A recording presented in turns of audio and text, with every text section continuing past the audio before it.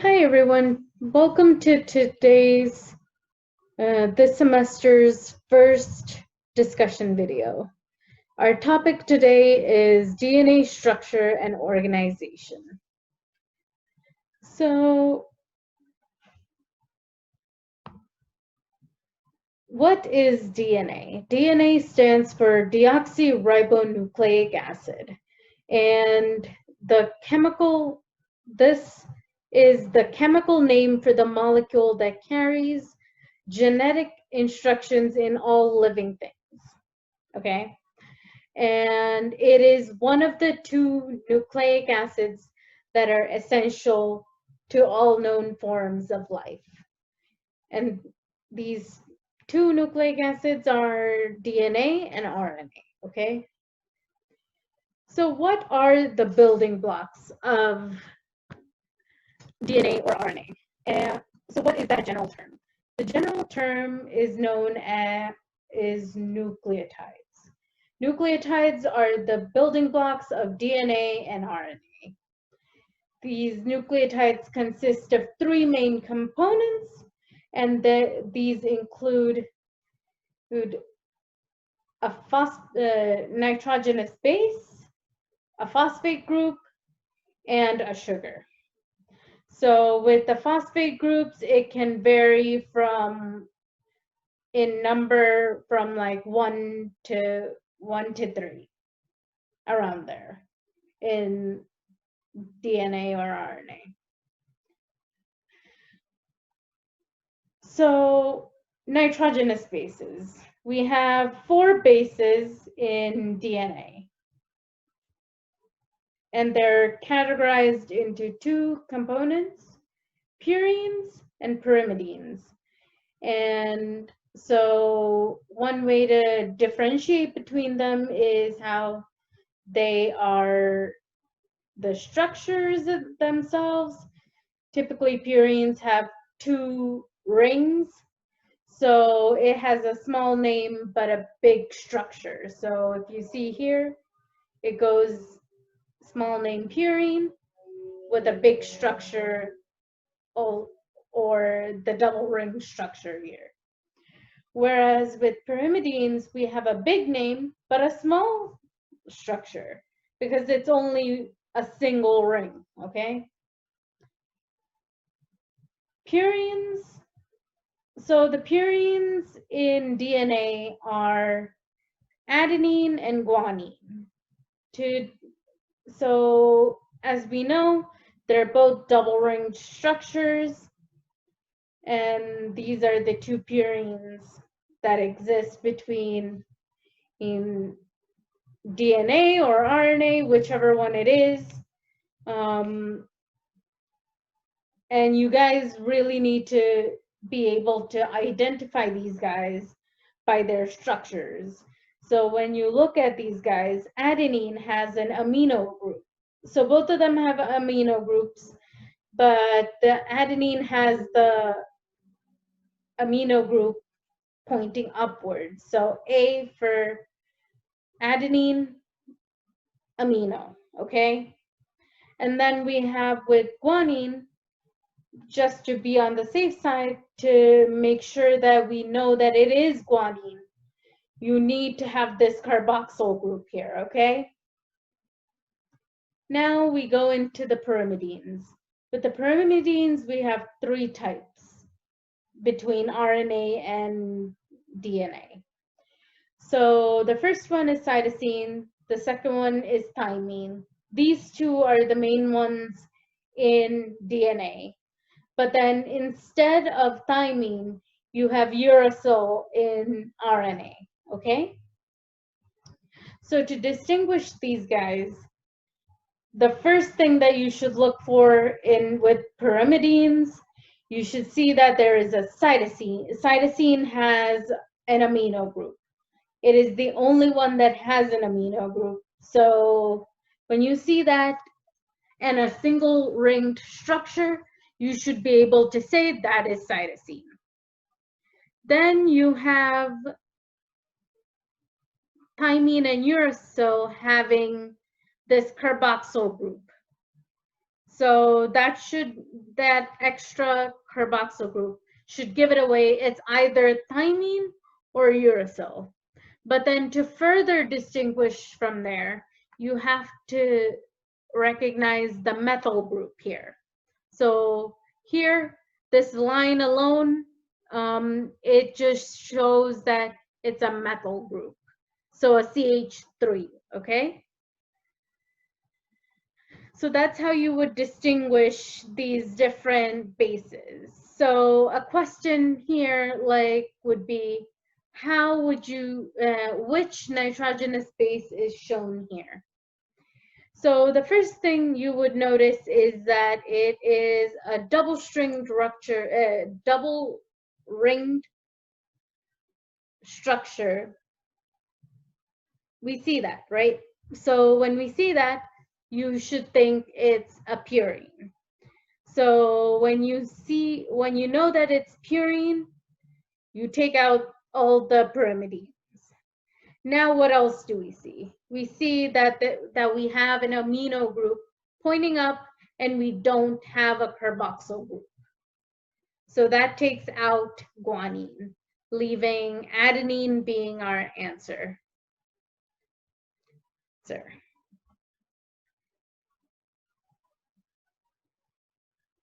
So next we have our sugar components. In RNA, we have something called ribose. As the name says, ribonucleic acid, okay? RNA. So with DNA, we have something called deoxyribose. So the main difference between these two guys is the fact that there is no hydroxyl group on the second carbon when it comes to deoxyribose. So deoxy means no oxygen, okay? So we have the OH here, but no OH here, right? We don't have the O that goes with the hydroxyl group over here, okay? So that's the main difference between the two sugars that are involved in these nucleic acids.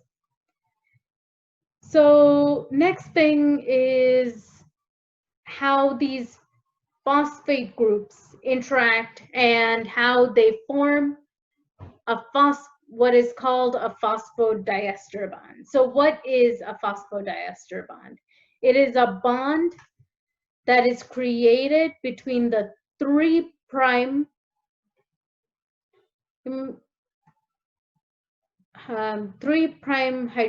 group. I took this from a RNA chain, but it's the same principle for DNA and RNA. But it connects with the 3' hydroxyl group, goes and attacks this guy. With the phosphate, they let these two phosphates out. This the electrons over here transfers over here, releasing this guy by releasing water too. So it kind of goes in, comes in, replaces this part over here, and you get a phosphodiester bond between the 5' carbon of the sugar and the 3' hydroxyl group over there. So that is what a phosphodiester bond connects. Okay, so the next thing we need to understand about these structures is the nomenclature that they use. Make sure you guys understand how these come along. So for nucleosides, when you think nucleoside, think a base and a sugar. That's it, okay? So when you think nucleoside, look at the part where it's like here. So we have the base adenine. That is called adenosine, okay? Cytosine is cytidine. This is an RNA, okay? Just a fair warning on that.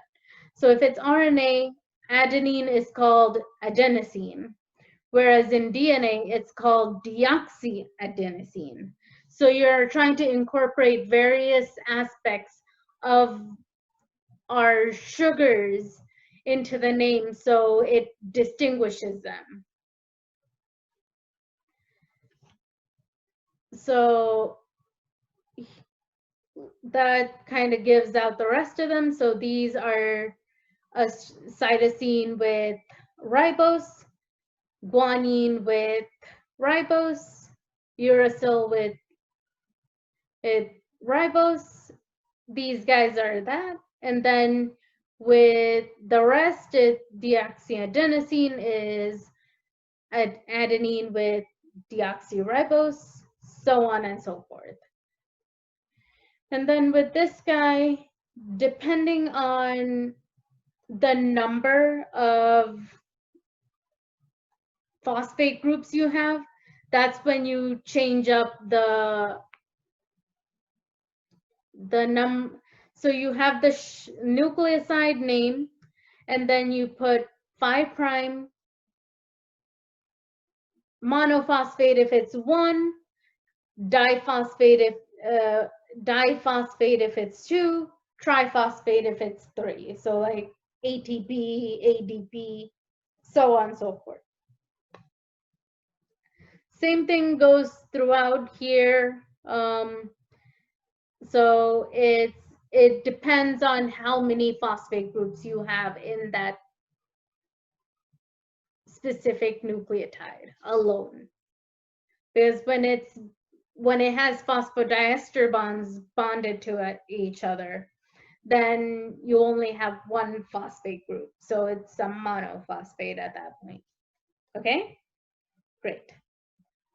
So the next thing that we're gonna look into is how we came up with this structure of DNA. So the first thing that they started off with was with Chargaff. And the main part I want you guys to focus here is that you see similar, so with human you have 30.9 adenine and 29.4 thymine, whereas you see 19.9 for guanine and 19.8 for cytosine, right? So when you see this, the same amount of numbers, the same proportions kind of show you that these bases, they bond in a specific manner. And in this case, it's adenine with thymine and cytosine with guanine, okay? And Chargaff determined that these amounts were proportional to each other. Their amount of A being proportional to T, amount of C is proportional to D. So then they even confirmed it even more, looking at how it would be geometrically. So when you look at it geometrically, you see that if you put two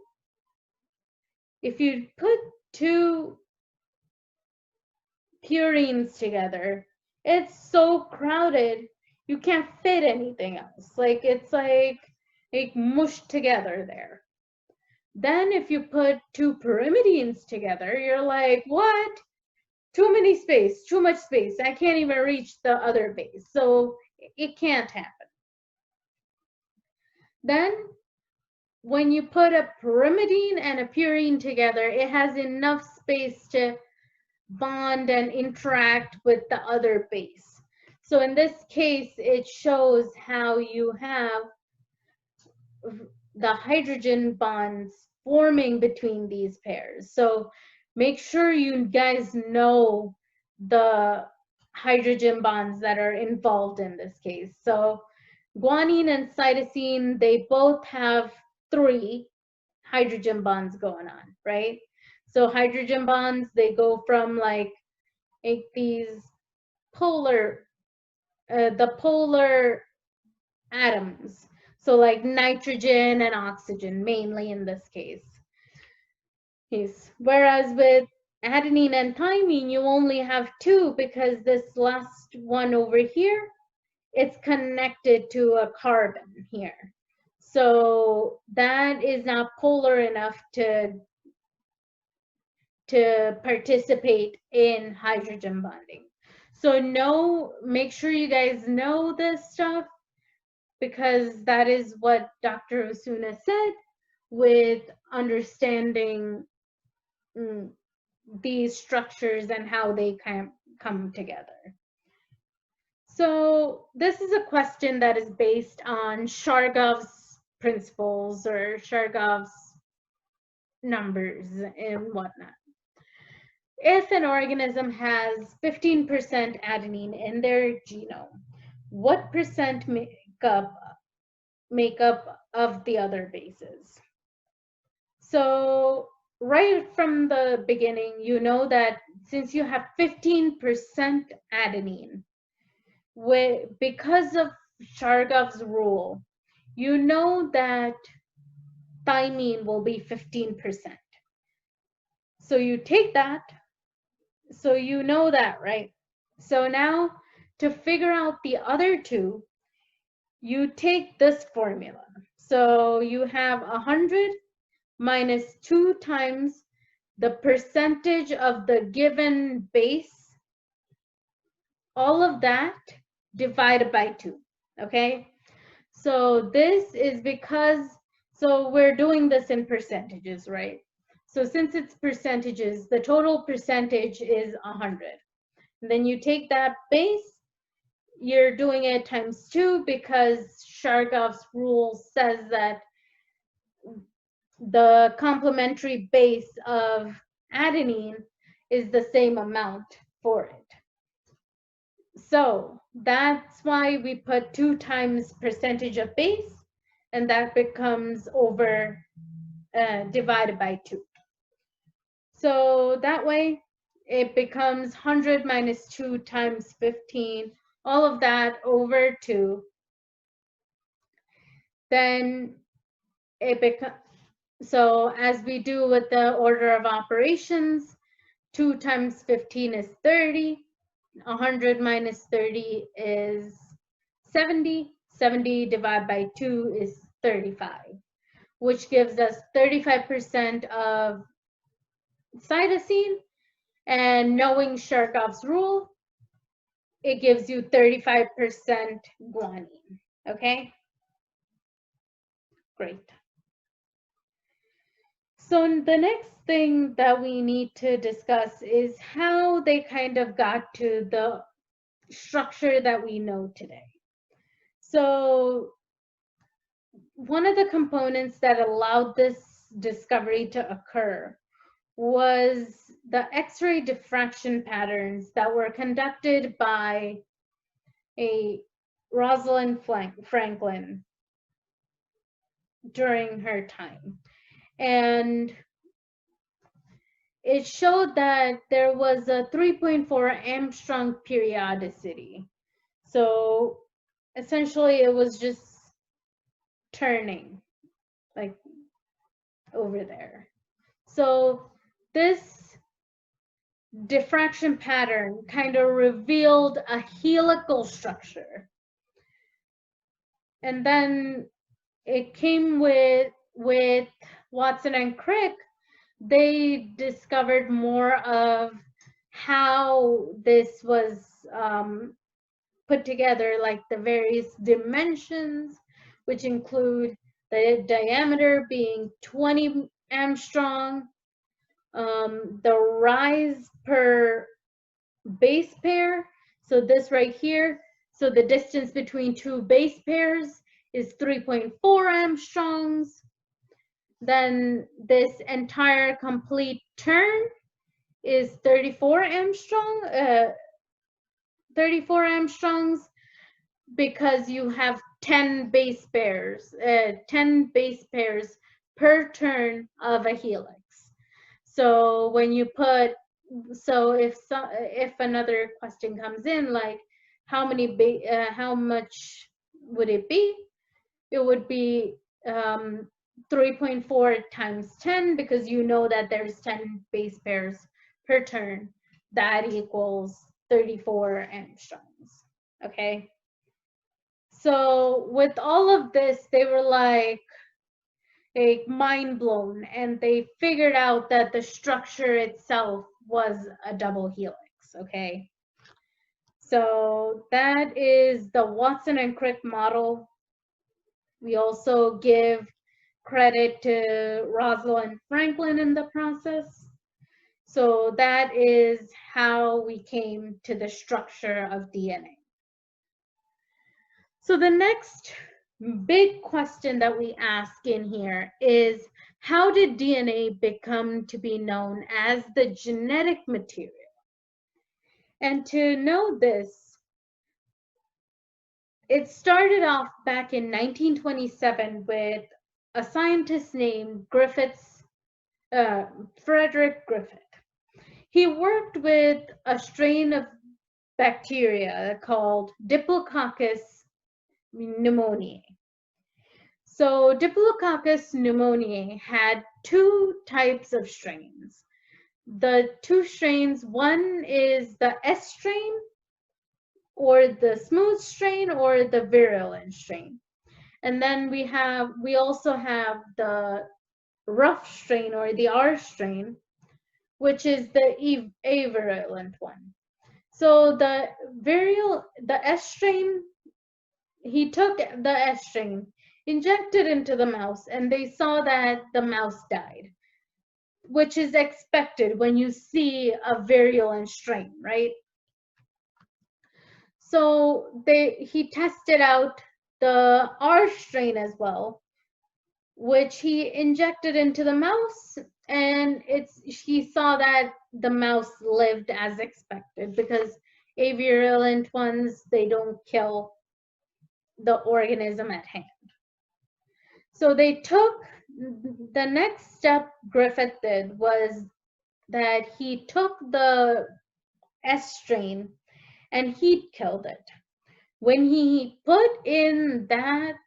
injected that, he killed S strain into the mouse, and voila, the mouse lives. So he was like, okay, let's check. So this next experiment that he did is called his critical experiment, because he took the living R strain and the heat killed virulent strain and put it into the mouse. And to Griffith's surprise, the mouse actually died. And when they analyzed the tissue within that mouse, they saw living S strains. And they were just like, what? How did this happen? It was so unexpected that it told them that there was something transforming, and that's transforming these cells into living virulent strains.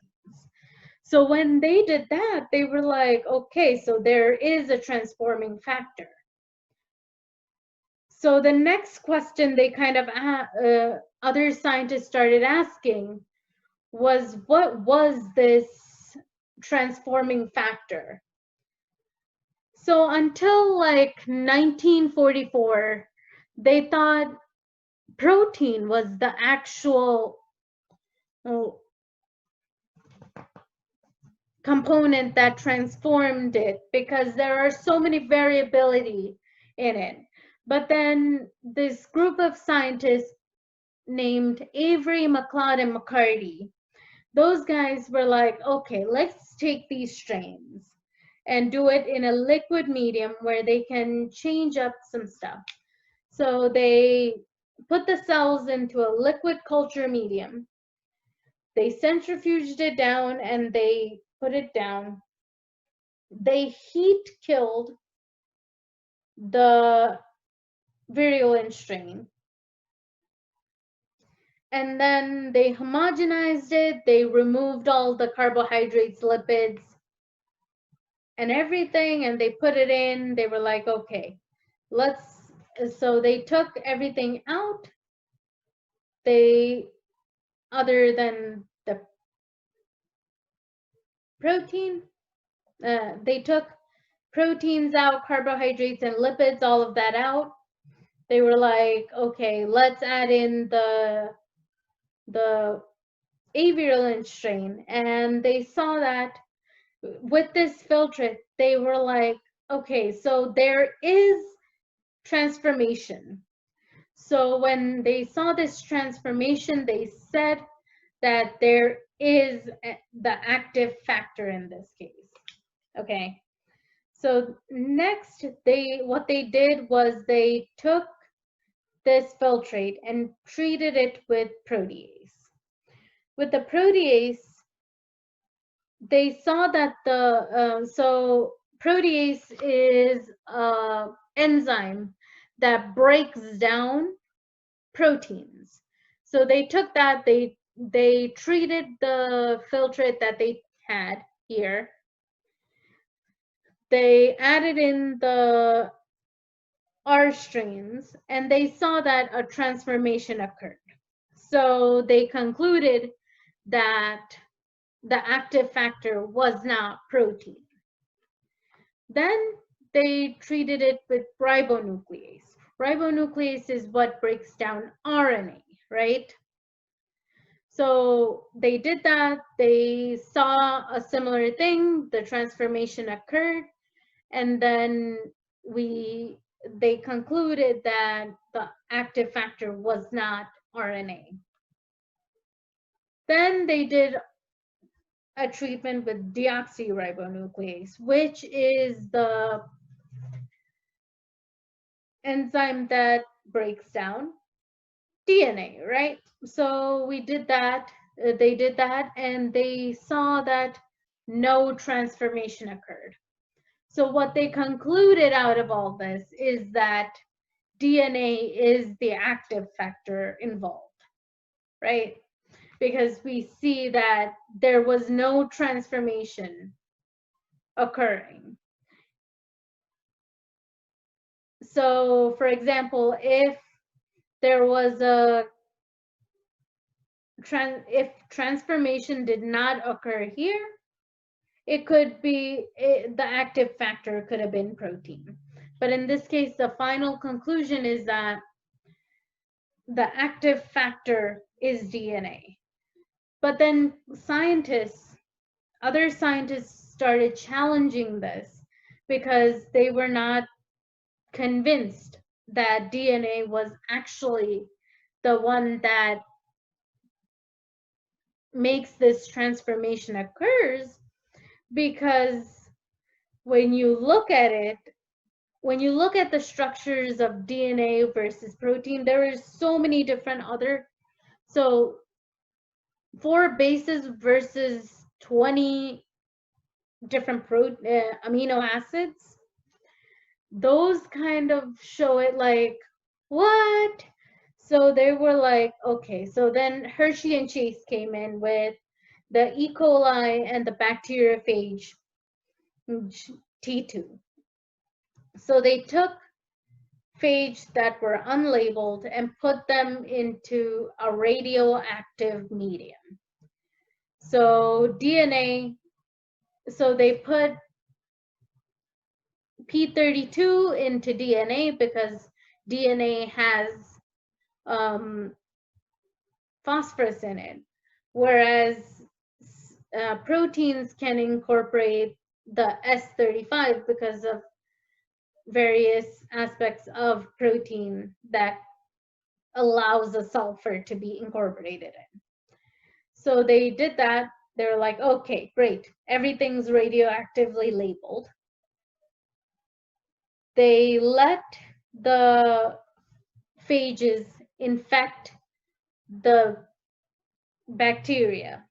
And then after a little while of letting them infect them, they essentially placed it into a blender and removed all of it.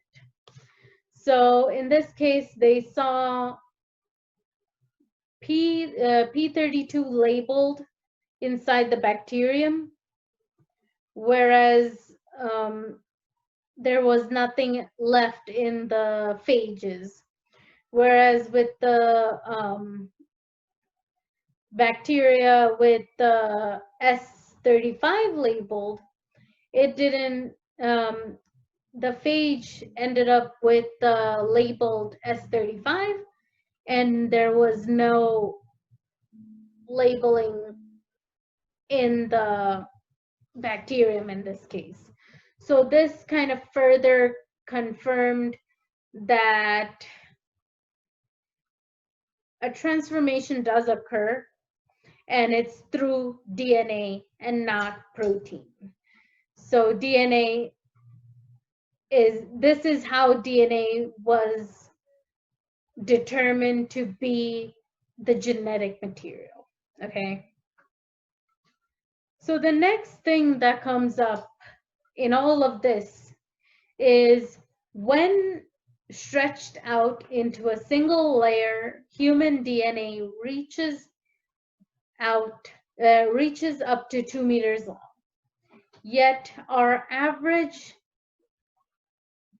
nucleus of a human cell is only 50 micrometers in diameter. So that's kind of like, so we have our DNA, it reaches 2 meters long, but our cells, they're only about 50 micrometers in diameter.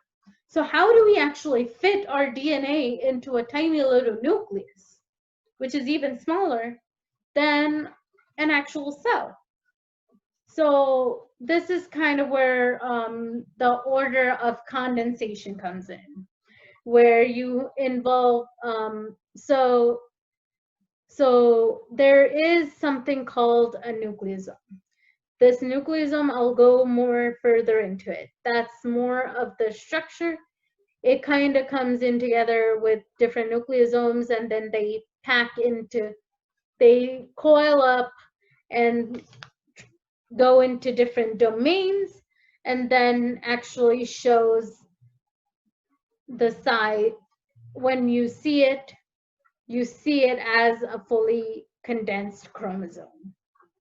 Okay, so it's essentially how they end up packing it. So you might ask, Nimi, what the hell is a chromosome, a nucleosome? So the nucleosome is actually a structural unit of a eukaryotic chromosome that consists of a length of DNA being coiled around a histone core optomer. So what is the histone core optomer? It is the building blocks that are involved with a nucleosome. It has 8 positively charged proteins called histones. So histones are just positively charged proteins. And this core optomer has 8 charged proteins or histones, okay? So there's about 2 H2As and H2Bs. There are also 2 H3s and H4s.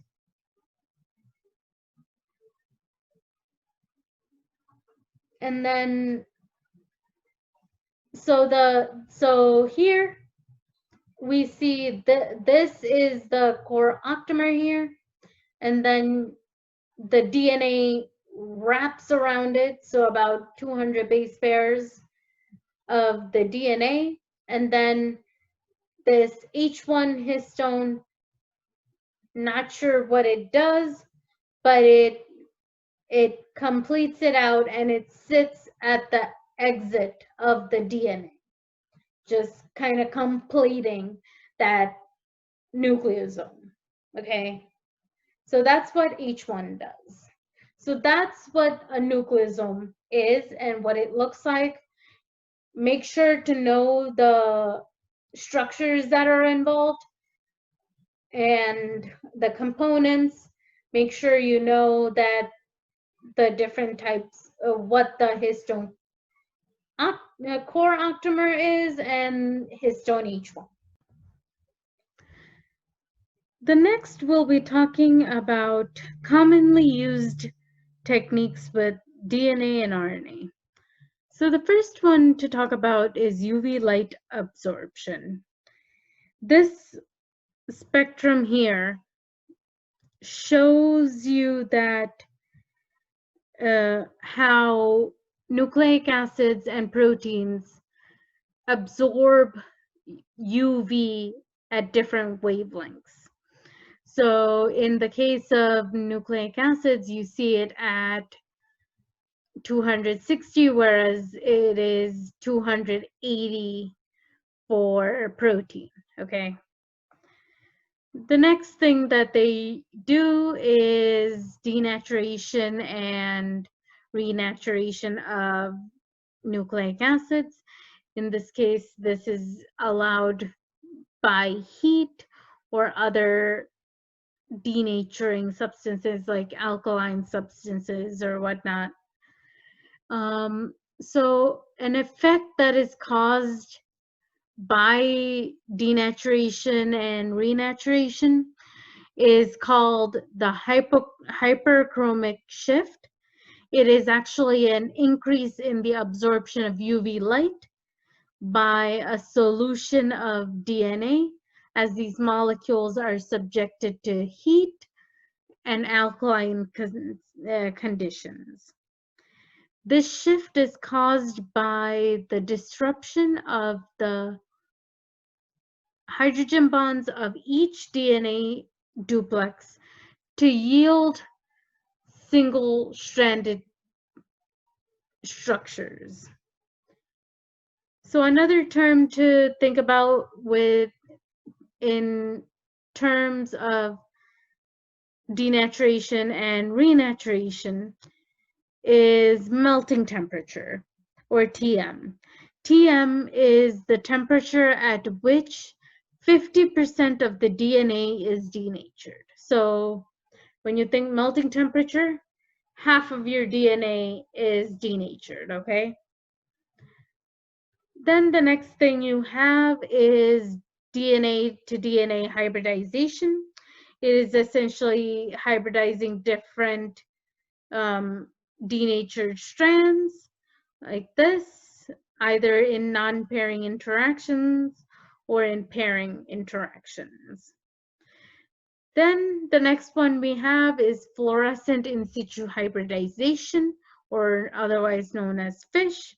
It uses fluorescent probes like these guys to visualize and monitor hybridization of DNA and RNA, or DNA to DNA, so on and so forth.